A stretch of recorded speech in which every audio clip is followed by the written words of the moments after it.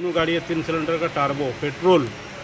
इस गाड़ी में नॉकिंग की प्रॉब्लम है, तो नॉकिंग कहाँ से हो रहा था वो मैं आपको बताता हूँ, वीडियो से दिखाता हूँ। ठीक है, यानी 2-3 कारण हो सकता है। एक तो spark plug, ignition coil, injector तो खोने से आपका इंजन नॉकिंग करता है। ठीक है, मैं आपको दिखा रहा हूँ, अभी प्लग खुला हुआ है, एक प्लग का टाइमिंग आउट दिखा रहा है। देखो इसमें से एक प्लग का गैप कम है। ठीक है, ये 2 दिख रहा, ये वाले देखो गैप में आउट है पहला नंबर, इसकी वजह से इंजन नॉकिंग होती थी। ठीक है, नॉर्मल नॉकिंग होते रहता था हर टाइम।